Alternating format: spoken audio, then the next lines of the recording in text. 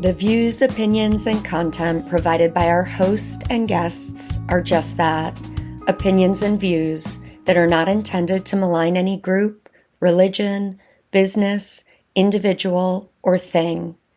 That said, please know that many of the cases and topics we discuss on this podcast contain disturbing or emotional content which may be triggering.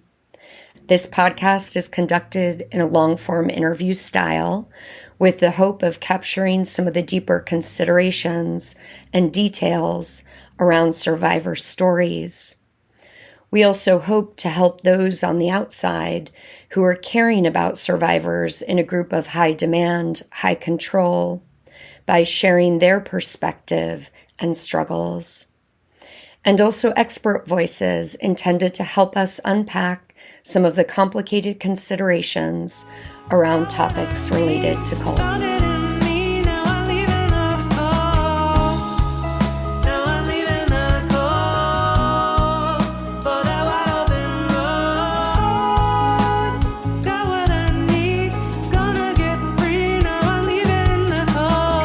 Welcome to Season 2 of the Project Hope podcast. I'm your host, Jennifer. As many of you know, I am a cult survivor myself. For anyone interested, you can hear the story of how I got in and how I got out in Season 1, Episodes 1 and 2.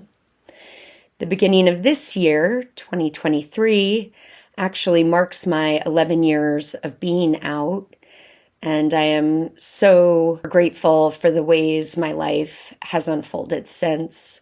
I now work with survivors of coercive control, and I'm going to take a moment here to define this term, as one of my heart's desires is to help society at large better understand coercive control in cases that are not just culty, but across the globe I view coercive control as a social issue. It's at the heart of cases where women and girls are murdered.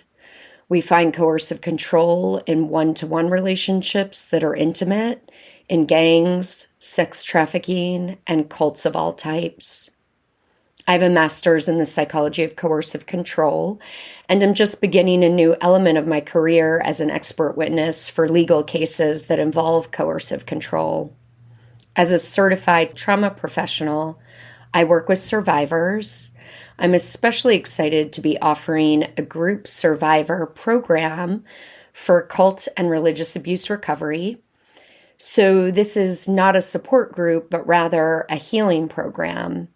It's based on my certification in the incredible work of Dr. Jilly Jenkinson, who gathered decades of research on survivors to create a body of work that I would consider to be the most comprehensive and flexible approach I've come across in this field. We will meet every other week for 6 months, and registration will open in February of 2023 for those interested. Lastly, I am also a research associate at Salford University and explore topics related to coercive control. So let's jump back into a basic understanding of coercive control before I introduce the next episode. Coercive control is a strategic pattern of behavior designed to exploit, control, create dependency, and dominate. The victim's everyday existence is micromanaged, and their space for action, as well as potential as a human being, is limited and controlled by the abuser. Initially, the victim may be drawn into the relationship with love bombing and charm. Then gaslighting, isolation, economic control, and financial abuse can take place alongside rules and regulations that are gradually introduced over time and change at the whim of the abuser. The victim knows there are consequences if rules are broken, and they apply to the victim rather than the perpetrator, creating a double standard. Over time, coercively controlling behavior erodes the victim's sense of self, their confidence, self-esteem, agency, and autonomy. The abuser creates an unreal world of contradiction, confusion, and fear. It may be helpful to know that 51% of victims do not even know that they are being abused, manipulated, and controlled. Coercive control correlates significantly to serious harm, and in many cases, in intimate partner violence, it precedes homicide. These can be difficult topics to grapple with, so I truly hope that this podcast helps to protect you and those you love with helpful voices and information. If you appreciate the podcast, please let us know by subscribing and comment with kindness. And always think critically, trust your intuition, and be free.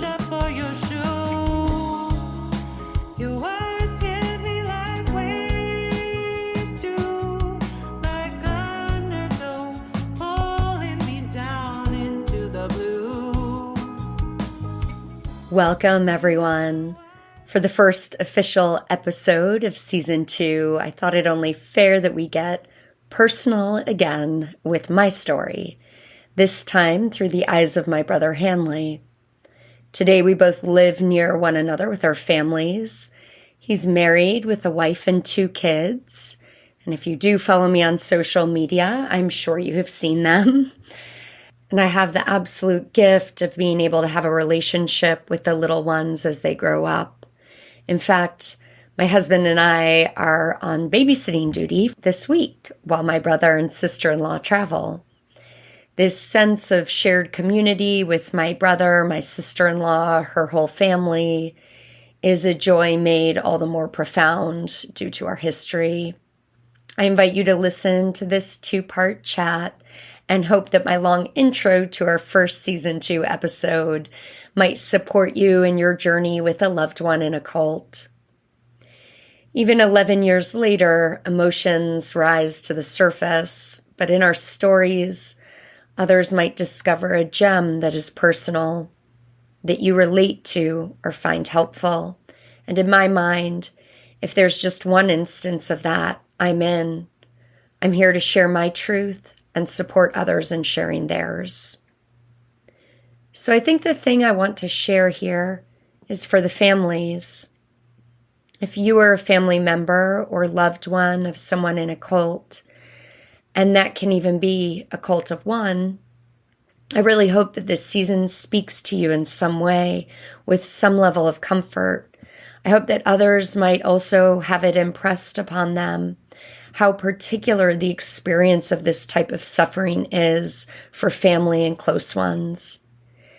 It is a type of suffering that is very unique and particular. The person you love has rejected you, but you have this sense that's not really coming from them. For some families, such as mine, this will happen over and over again, or it will happen in a variety of other ways, but the bottom line is, you will not have the same relationship you once had with your loved one. It's a particular type of torture to know your loved one is alive, but you cannot interact or get through to them. If you are in relationship, it's likely odd, strained, or you may feel compelled to modify who you are in order to be accepted by the one in the unhealthy relationship or group. In order to be in connection, you must modify what you say, what you share, what you're observing. Entrapment is designed this way. It keeps the cult member in and makes it difficult for others to relate to the member, drawing the cult member closer into the group of individuals who now seem to hold all the same values and wishes for life. These new cult friends even share similar language that everyone accepts and is unique to the group. Families and loved ones really don't stand a chance against this system by the time they realize what it is. So what is it? Throughout this podcast, I'll take some moments for a more educational deep dive into a particular aspect of cults. So for now, I'm going to attempt to succinctly describe this particular dynamic. It is possible to discern when the normal processes of social influence become extreme or harmful in a group. This shift can lead to observable psychological trauma in some individuals. The cause of this harm is often the above normal level of demand and social control in the group. This intense process is sometimes called the cultic dynamic.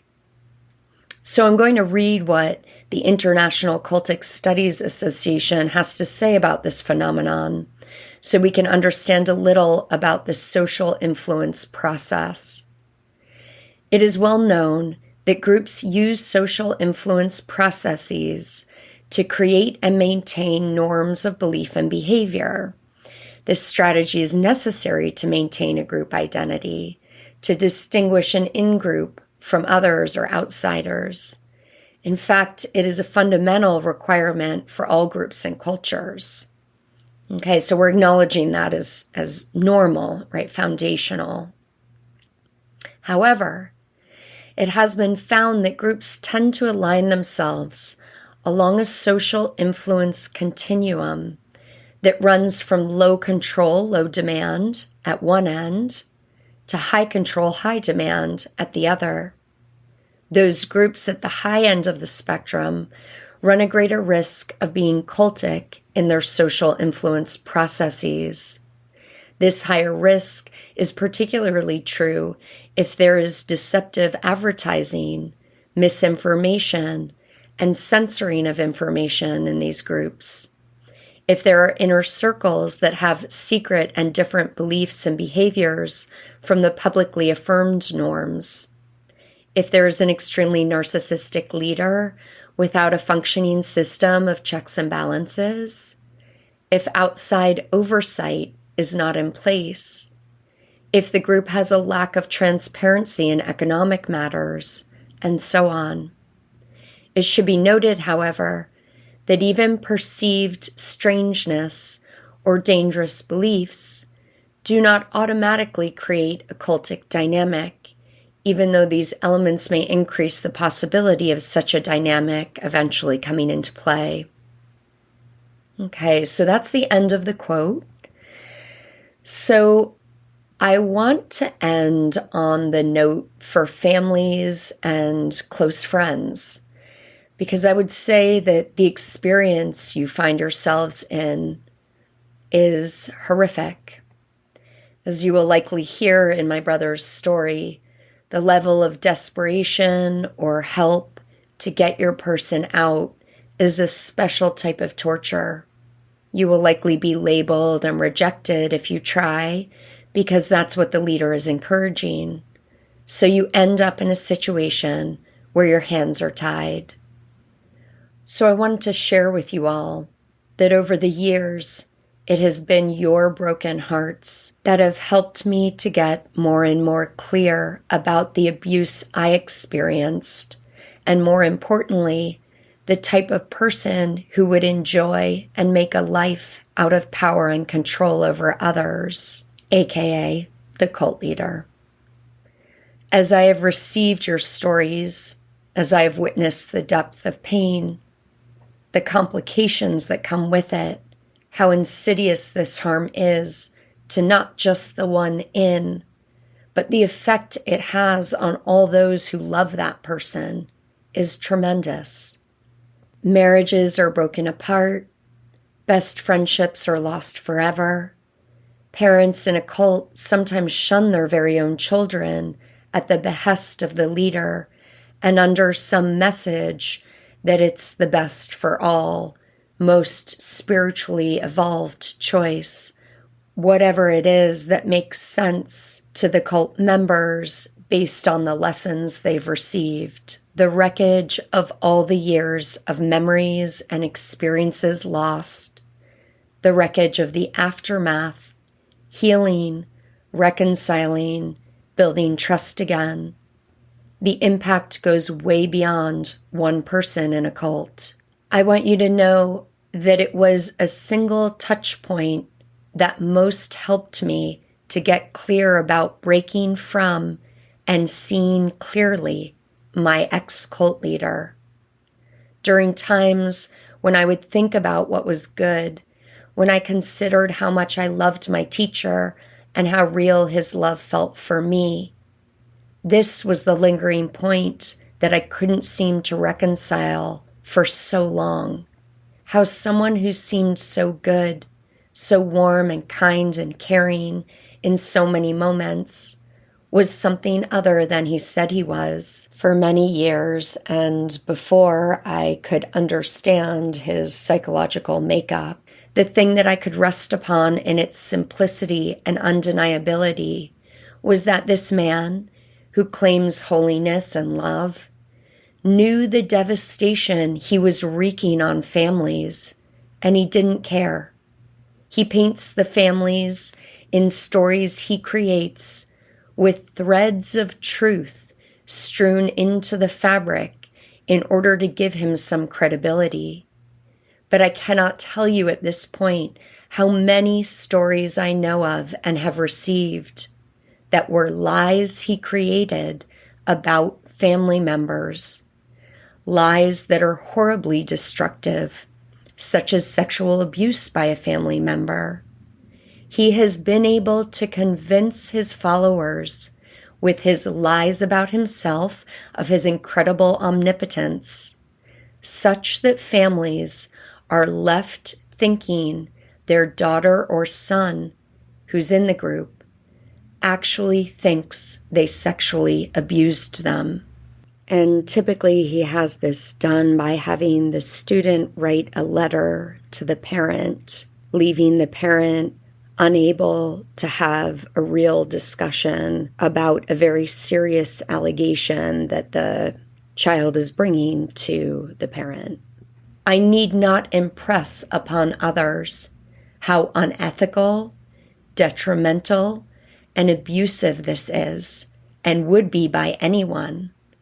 But the added layer of disgust that I personally have is rooted also in the con that he's a holy man and has used and twisted God and God's will for his followers to have this type of reprehensible influence over them. So families, once again, I honor the devastation that may be your experience. I hope that this season provides a soothing balm or a helpful aha, or perhaps you may just know that you're not alone. Please always feel free to reach out to me. I am here for you, and I'm very happy to refer you to helpful resources or people. You had small eyes, now I see. You were not full like you said, you were reaching for me. So for this episode of the Project Hope podcast, it is a total pleasure to invite my bro, Hanley Holcomb. Thank you so much for being with us today. Yeah, thank you for having me. This is exciting. Yeah, so this interview obviously feels a little more personal to me. I'm sure a bunch of it will be about me. That's true. Yeah. It might be cool to ask you, Hanley, like how you would maybe even just describe our relationship, like pre-cult vibe. That's a good start. Yeah. Always really close, right? I mean, I think we're close in age, so 2.5 years, and so I think we've grown up in a really close family with, I don't know how much you've told people, but parents that we both feel love us, and then we're fortunate to travel a fair amount growing up, and I think all those experiences just for the two of us were really cool, and of course branching out and meeting lots of new cultures and people, but we always kind of had each other, and so similar interests and even friends and overlap with all of that. So I just think there's always been like a bond that we've had where like I feel like I can always talk to you about anything, and you share a lot with me, and we've just kind of gone through a whole lot of ups and downs together, and so our communication in short has always been really strong and loving. Yeah. the audience knows a little bit about my story if you guys listen to episodes 1 and 2, and obviously Hanley's a big part of that story as well. But as I sort of begin to, well, I do the move to Boston. I'm just becoming a home birth midwife, and I meet people kind of through that group, actually, that lead me to the Order of Christ Sophia, or the Centers of Light. Yeah. And so share with me a little, if you can remember, kind of, you know, what your thoughts were around that and sort of what you were experiencing with me, and maybe a little into the transition of like some moments of kind of like raising your eyebrows. Well, I think first thought that comes to my mind is I remember when you were becoming a midwife that I thought that was a really cool path for you. Like I thought that was a cool, career track, and that would be just a good suit your personality and like your skill set. And I remember Mom and Dad feeling like it was a little earthy, right? It was like kind of that that thing that we navigated a little bit, where like when you had dreadlocks, right? And like and like things that were.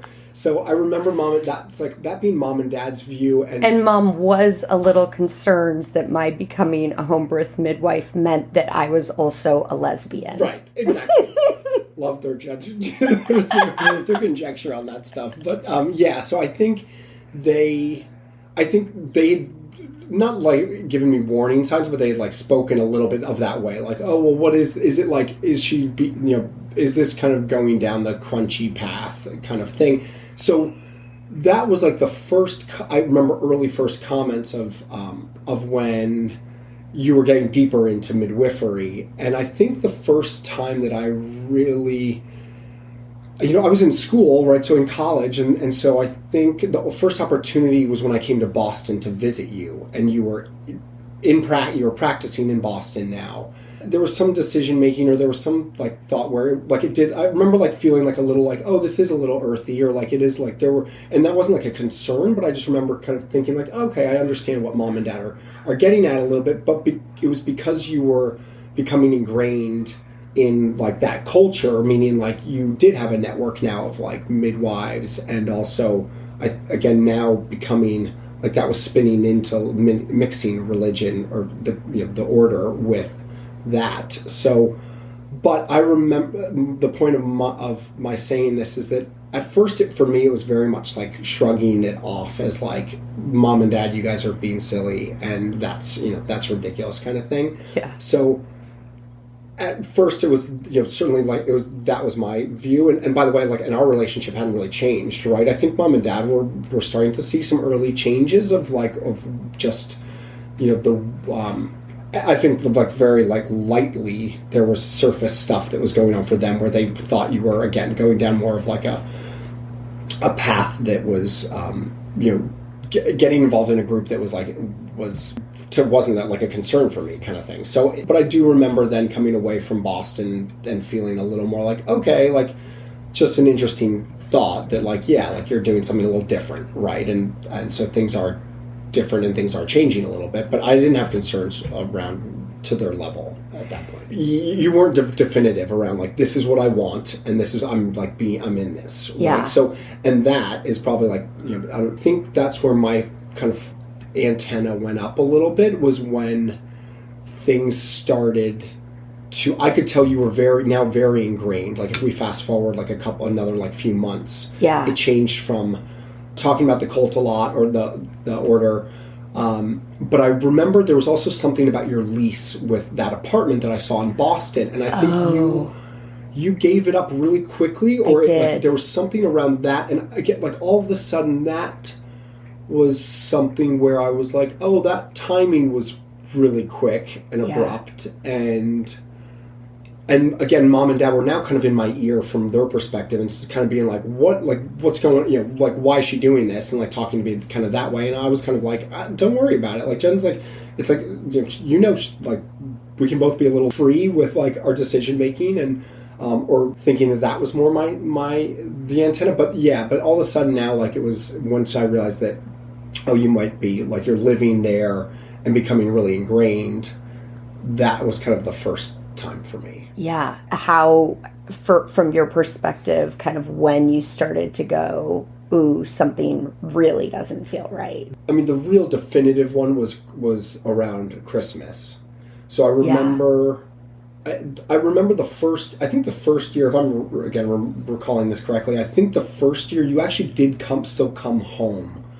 Yes, you know, like so. I did. But you, that but I very remember first there was pushback, and yes. I remember thinking that for me was the first time where I was really now, like, what do you mean? Like, what are you talking about? Like, you wouldn't come home for for Christmas Eve and for Christmas, kind of like, or the couple days around it. Yeah. And then I think we compromised. I forget what you did. Like, you may have even stayed there for Christmas Eve, because that was have. And then you came back. I don't think so, though. Honestly, I can't remember you really missing Christmas Eve. But in short, there was something that came up, and there was discussions around that. And I remember the three of us, meaning Mom, Dad, and myself, actually having to talk through that and talk you to coming from Boston and being like, come drive down and be with us on Christmas. Yeah. And not only on Christmas, on Christmas Eve. And I think that we probably had our family party, before, even days before that. And it was like, there was time and communication was now something you were pushing against. So we did that when we sat down, when we were having these conversations, because we had to, right? Like, we had to come to you and say, why would you do this? And I remember there was, it was like, you don't understand, right? So and I think you probably tried to work through stuff with Mom and Dad. You and I didn't really have those conversations because we didn't really I was never, opposing you. Yeah. Really. So you didn't have to explain to me so much, but I remember you quickly came to the point of not wanting to explain, right? Or like, you guys don't understand, and it was more that was like your explanation was like, I've tried, I don't want to exhausting, right? It was like coming from the standpoint of like you're not going to get it. We're doing something special. I'm doing something special. I'm closer, to a higher power than I've ever been. I'm happier than I've ever been. Like, lots of terminology like that. Yeah. And then, but then, yes, like exhaustion over, you're not going to get it. I can't explain this to you. So that's, this is it. But this time I'll come home, kind of thing. Or like, okay, like, we'll work through it. So that was a long-winded way of saying that's the first flag. And then the major one was now all of a sudden fast forward. I mean, gosh, I can't even believe we went like a year with kind of still operating. And I can't remember where you were with Mom and Dad throughout that year. You and I were still still in communication. Yeah. And I think honestly there was what feels funny is to kind of think now that like I didn't really pick up on that, but we were also just at a little bit of a different point in our relationship or lives, because I wasn't around you, right? Like, you were it was the first time in a while, like, really, I mean, aside from college, that you and I weren't in like the same state or in the same, we just had different things going on. So it was very, I'm sure, easy for you to become ingrained in what you were doing, but like we still spoke on the phone, but it just wasn't like I was never digging into, like, it was more just surface questions around what you were going through, and you were like, I'm happy and enjoying it, right? And so then when that did, when all of a sudden the not coming home for New Year's came about, or for Christmas Eve the following year, and you didn't, that I remember like pissed, right? I was like, what's going on now? I was really like, now I felt like stuff was happening or things that I didn't understand. And then Mom and Dad now informed me that they were in communication with working with an exit counselor. Yeah. And you and I, again, you and I are talking, and they brought up, an exit counselor. And my first, again, reaction was like, I think you guys are being over the top, right? Like, it was just kind of like, oh, there's no, like, I don't really see this like major concern yet, right? Like, I just didn't really understand the full scope of what was starting to happen. And then you and I met, you came, I forget where we were, but I think it was New York. I recall New York, and you brought that up to me, that you had now your relationship with Mom and Dad had deteriorated. pretty significantly. So now you're not speaking to them, or if you are, it's like very. I think you might have still been like, if you were like picking up a phone call, it was like picking up a phone call to, but they were kind of still, they were still like being very strong about like you getting out, or like this wasn't good. Yeah. And you were like, I don't want to. I'm not going to hear that. I'm not going to continue to kind of hear that. And if you keep saying that to me, like we're going to have an issue. So, or I'm just going to stop talking to you. Right. Yeah. And so you brought that up to me though, that mom and dad had done this and had like sought out a third party counseling, and that those folks were pretty bad people, right? And just like from like the way they handled their business, or like the way that they, and of course this is like, I mean, I'm sure you're looking through it through the lens of, what you're being, I'm sure, I would guess, being counseled to do. Right. Kind of, but I kind of thought that too. I kind of remember thinking like, oh, okay, like these guys are a little strange, in all honesty, or like what is their platform, and is it monetarily driven? Like what's like the whole thing here. So I didn't like buy into it yet, but that was now it was all of a sudden like we're starting to get a picture of like mom and dad are very much on one side, you're on another, and now I'm kind of a little in between. Yeah. And kind of listening to both parties, but I'm also now seeing that there's things going on where like mom and dad are starting to get a little smarter with the way they approached things, because they were very, I mean, they kind of fell into the perfect storm of the way they reacted to you, right? It was like, no, we're, you're not doing this, and we're like going to control, kind of frankly, like what we think is good for you. And this is not, and you were now like that was played perfectly into just pushing them away and cutting off more and more communication. Yeah. So, right. I was starting to kind of see that, like those things develop. Yeah, and I think this is an important piece and a good kind of point, because as our listeners probably already know, it's like with family, to just maintain the contact and the communication, it was like I actually felt cared about by you, and I felt like you were able to sort of listen to me and be with me in some way, whereas at that point I was feeling a huge divide between, mom and dad versus me kind of thing. Yeah. So it was, and I think this is also what's very interesting about kind of the story and the way that it unfolds, that you and I are in communication. So one of the questions I have for you that I'm sort of curious about is if you remember actual communication being closed off between us, because I don't remember if we ever had a conversation around that or if it just stopped. But what's interesting is sort of the full circle that you and I had this communication in the beginning, that was important to me, and then that in the getting out story, that really the sort of crumbling for me kind of begins to happen again, as you said, sort of in this perfect storm of a number of things happening, but a huge element of that was my very first conversation with you in like 5 years or something, you know. Yeah. So, but we'll get there. Do you remember? I do.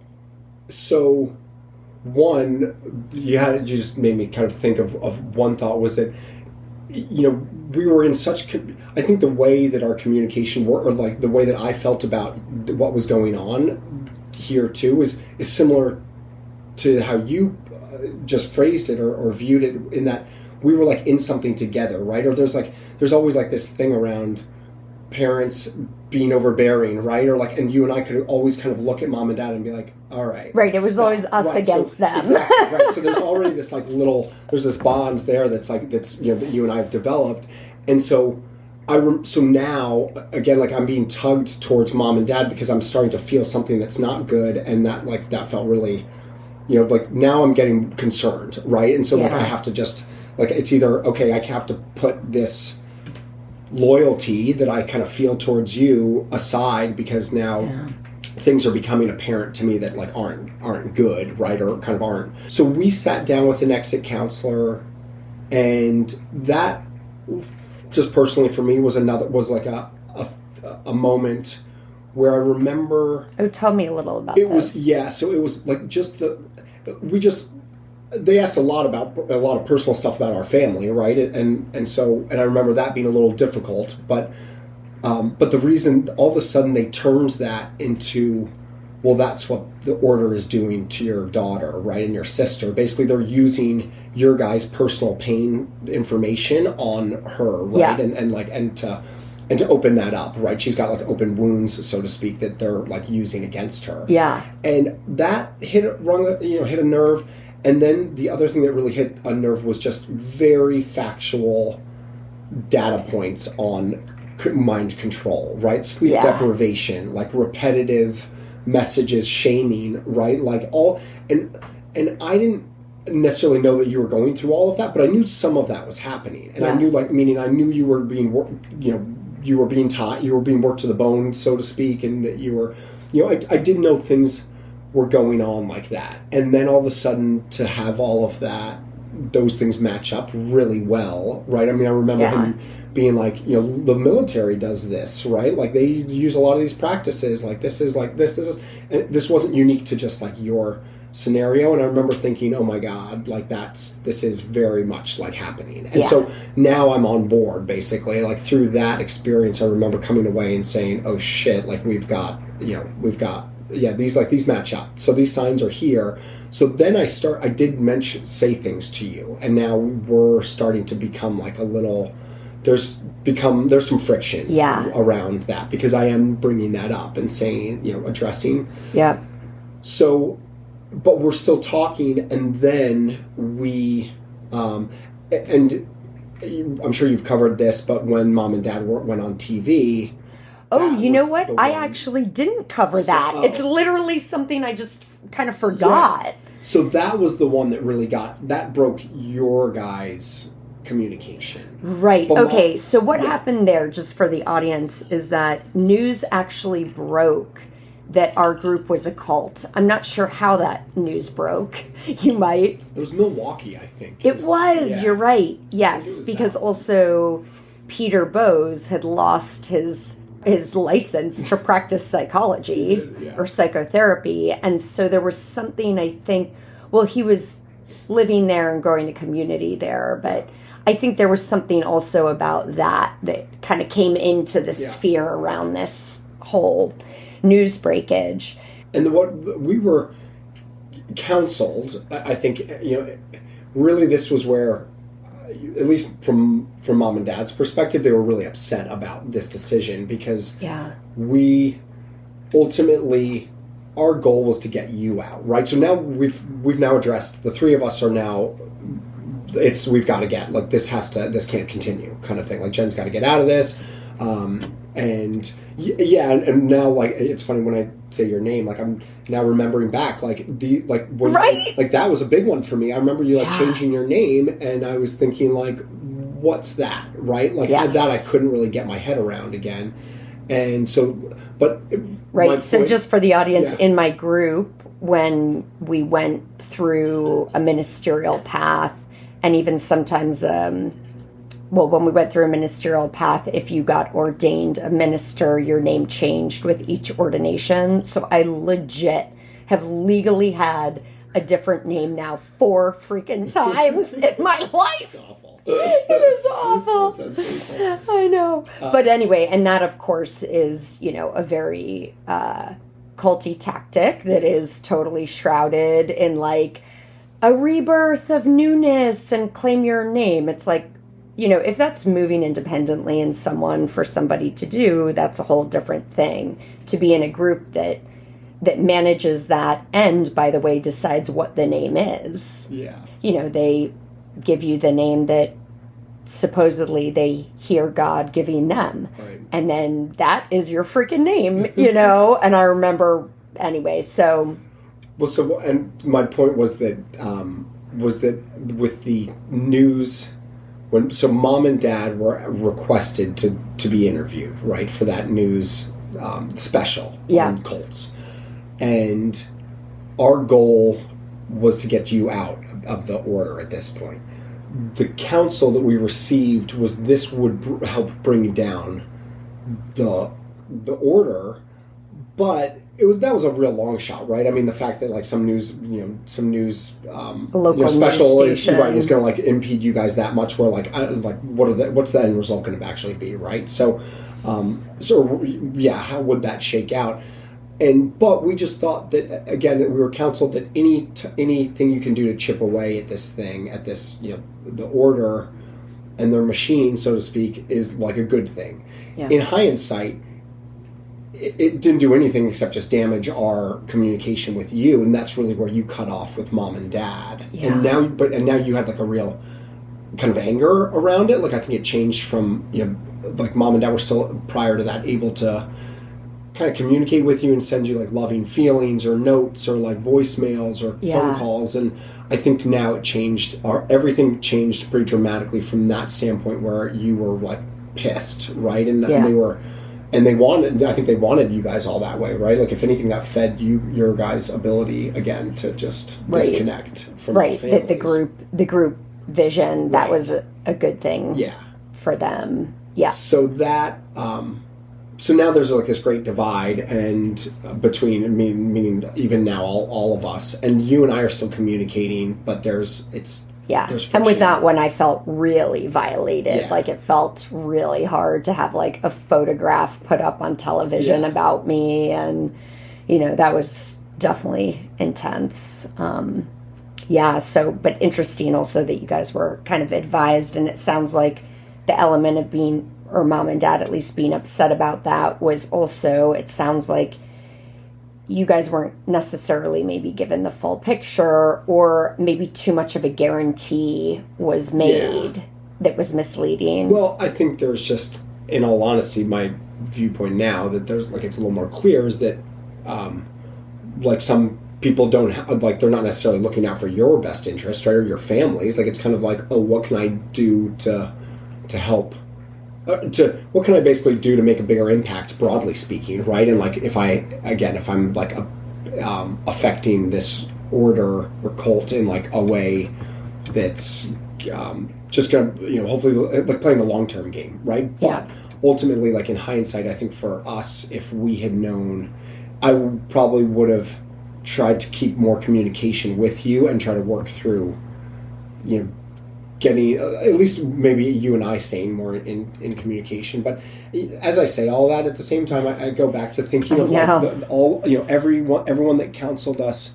Really, like it's this thing which I think families still do this. Unfortunately, they walk on eggshells of like how to treat someone, and every person that we spoke to was like, "What are you talking about? Like they're already gone. Like what are you like you're worried about what your actions are going to do to like further distance this person. They're distant, right? Like they're not, like, and that resonated with me too. So now we've kind of turned this page where, again, like that news special has been done. It was the next step for us was now we've got to go be in person with her, right? And we've got to like go like sit down, and that's where, since you and I were in communication, you agreed to do that with me. And so, frankly, kind of, I was like the chip, right? Or like I was kind of the bait, so to speak. And that's when we came to California with the exit counselor. Apologies for the abrupt conclusion, but please tune in next week for part 2 of my conversation with Hanley. And also, please enjoy the rest of the podcast song, Leaving the Cult by Jaya Suri.